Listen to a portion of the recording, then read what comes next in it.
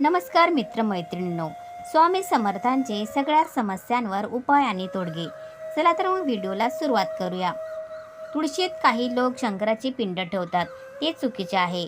तर काही लोक भंगलेल्या मूर्ती तुळशीत ठेवतात, तेही चुकीचे आहे. तुळशीत फक्त देवास वापरलेले पाणी विसर्जित करावे.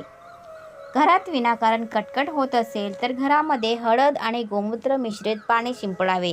तरीही फरक न वाटल्यास 5 सवाष्णींना मानपान करावे व दूध द्यावे. असे केल्याने कटकटी कमी होतील. दिवसभरात सतत जास्तीत जास्त वेळा हरिओम हरिओम म्हणत राहिल्यास बीपी कमी होतो. हरिओम म्हणताना ते ऐकण्याचा प्रयत्न करावा, जास्त फायदा होतो. श्री वेद व्याससुद्धा म्हणतात, ज्याचे मन किंवा विचार मोठे त्याचे भाग्यही मोठे. असा मानसशास्त्राचा प्रत्यक्षानुक्षे सिद्धांत आहे. अभ्यास खोलीत टेबलासमोर गणपती, सरस्वती किंवा इष्टदेवतेची प्रतिमा ठेवावी. घरातील नवीन केरसुणी आणल्यावर तिला हळद कुंकू लावून पूजा करून वापरावी. तिला पाय लावू नये व ती सहज दिसेल अशी ठेवू नये. दिवे लागल्यावर झाडू मारू नये. घराचा मुख्य दरवाजा नेहमी फडक्याने पुसून स्वच्छ ठेवावा.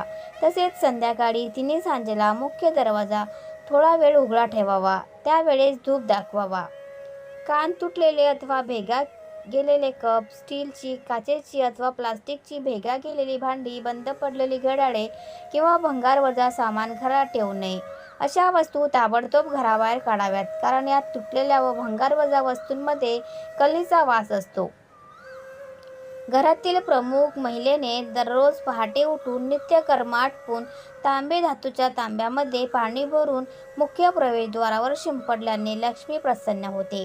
घरातील दारिद्र्य नष्ट होऊन घरात भरभराटी येते. बुधवार हा लक्ष्मीच्या आगमनाचा दिवस आहे. या दिवशी कोणालाही उधार उसनवारीत पैसे देऊ नये. ते परत मिळण्याची शक्यता कमीच असते.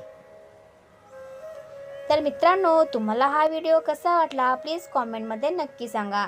आणि व्हिडिओ जर तुम्हाला आवडला तर व्हिडिओला लाईक करा, शेअर करा आणि चॅनलला सबस्क्राईब करायला विसरू नका. धन्यवाद. Thanks for watching.